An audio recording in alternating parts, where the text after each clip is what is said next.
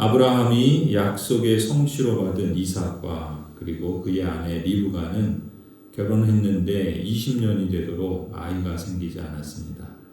이삭은 아버지 아브라함처럼 다른 여자를 아내로 삼아서 아기를 얻고자 하지 않고 하나님께 기도하며 기다리죠. 마침내 하나님께서 이삭의 기도에 응답해 주시고 리브가는 쌍둥이를 임신합니다.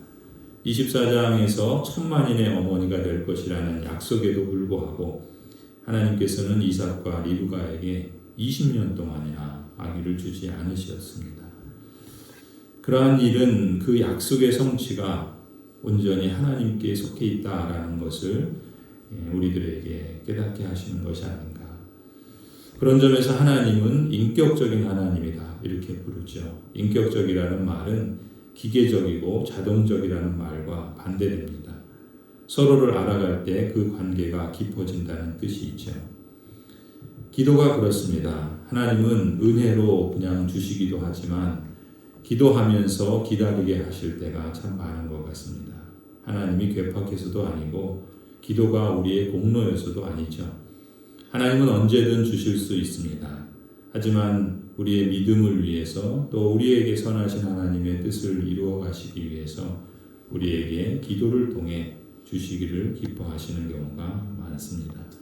하나님께 기도하여 받을 때 그것이 정말 하나님이 주신 선물이구나 라는 걸 우리가 알도록 하기 위함인 것이죠. 하나님이 어떤 분이신지를 알아갈수록 그렇게 하나님과의 관계도 깊어지는 것은 기도의 응답만큼이나 아니 그 이상으로 더 값진 복이라고 할 수 있겠죠. 하나님은 이처럼 인격적이셔서 더 깊은 관계 속에서 우리가 그리스도 안에 그리스도께서 우리 안에 거하는 것을 우리의 삶의 여정에서 특별히 기도를 통해 성장해 가도록 역사하시는 분이십니다. 하나님께 무엇이든 기도하고 꾸준히 기도하고 시간을 떼어 기도하고 이렇게 기도하는 것 자체가 그런 점에서 복이라고 할 수 있겠죠. 그 시간만큼 하나님을 깊이 알아간다, 깊이 만난다, 하나님을 인격적으로 교제한다라는 그 사실 자체가 복이라고 할 수 있습니다. 그리고 그 여정에서 겪게 되는 그러한 하나님의 부요하심은 기도의 응답만큼이나 더 놀랍고 신비한 하나님의 선물이라고 할 수 있겠죠. 오늘 이 새벽도 여러분에게 하나님과 기도하며 그 기도의 응답을 받는 복이 있을 뿐만 아니라 더 나아가서 하나님과 인격적인 만남의 복, 관계의 복을 더욱 실감할 수 있기를 간절히 축원합니다. 이 리브가의 태 안에 두 아이가 쌍둥이가 이제 잉태되었는데 그 두 아이가 심하게 싸운다 그러죠. 이 일을 심상치 않게 여긴 리브가는 역시 하나님께 기도하면서 어찌된 영문인지 하나님께 여쭙니다. 하나님께서 두 아이가 두 백성이 되고 형이 동생을 섬길 것이다 라는 사실을 알려주시죠. 23절입니다. 주님께서 그에게 대답하셨다. 두 민족이 너의 태 안에 들어있다. 너의 태 안에서 두 백성이 나뉠 것이다. 한 백성이 다른 백성보다 강할 것이다. 형이 동생을 섬길 것이다. 형이 동생을 섬길 것이라는 이 하나님의 말씀은 자연적인 이치에 따른 것이 아님을 알 수 있죠. 그것은 하나님의 말씀대로 하나님의 섭리, 하나님의 영원한 작전 가운데 계획하신 것이다 라는 것을 알 수 있습니다. 야곱이 물론 이러한 하나님의 섭리와 또 작정하심을 이해하기까지는 그의 생애에서 수많은 시행착오를 겪게 되죠.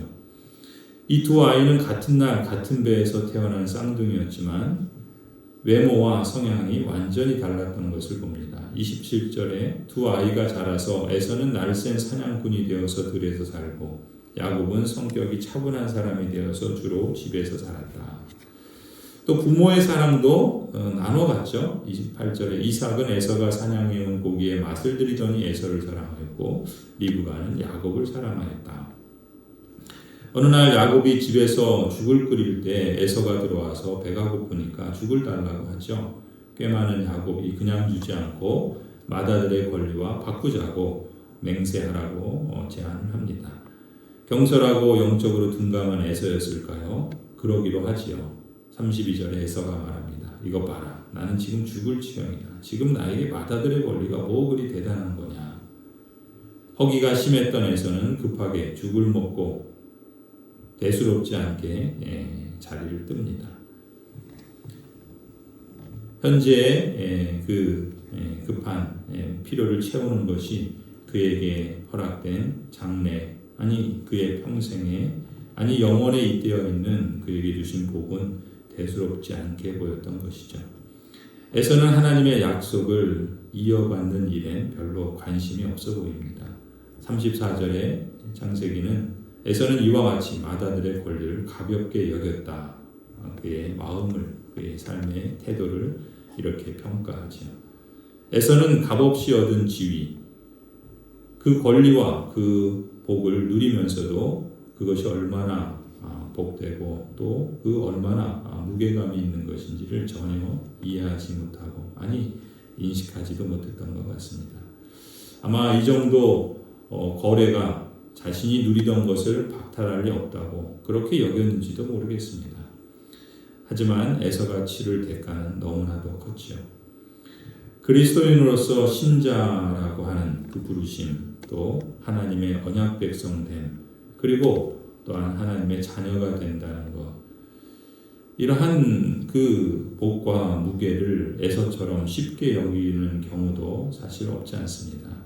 하나님의 구원을 값싼 은혜나 공짜 선물로 여기는 셈이죠. 값없이 주셨지만 예수 그리스도께서 고난당하고 십자가를 지시고 죽으신 대가로 값을 매길 수 없을 정도로 귀한 선물이죠. 온 천하를 주어도 바꿀 수 없는 가장 귀한 선물이 바로 하나님의 언약 백성됨이고 또 하나님의 자녀됨이라고 할 수 있는데, 그럼에도 불구하고 그 사실을 가볍게 여기고 에서처럼 대수롭지 않게 여긴다면 그러한 신자가 치를 대가도 에서처럼 결코 작지 않겠죠. 보석을 돼지에게 던진 것처럼 참으로 안타깝고 또 어리석으며 참 하나님의 복을 이렇게 차버릴 수가 있을까. 그리스도의 십자가와 부활을 우리는 값지게 받음으로 우리의 인생이 값진 인생이라는 것을 확인할 수 있습니다. 우리의 삶이 그러한 삶이다라는 것을 우리가 더욱 실감하고, 또 우리를 값지게 하신 주님께 하나님을 영화롭게 하는 그러한 삶의 모습으로 살아갈 수 있다면 더욱 그 언약 백성됨과 자녀됨의 모습을 드러내는 것이 아닐까. 그것이 우리에게는 진정한 복이고 또 주신 복을 실감하는 여정이며, 이 험한 광야 같은 생활에서도 하나님이 시시때때로 이미 허락하시고 또 지금도 베푸시며 또 장차 그 완성으로 이르실 놀라운 복을 실감하는 그러한 여정이라 믿습니다. 그리스도의 십자가와 부활의 은혜가 오늘도 여러분의 삶에, 우리 모든 성도들의 인생 여정 속에 값지게 기억되고, 또 그만큼 또 하루를 또 주님과 동행하면서 하나님을 영화롭게 하는 그러한 삶의 여정이 되기를 간절히 소원합니다.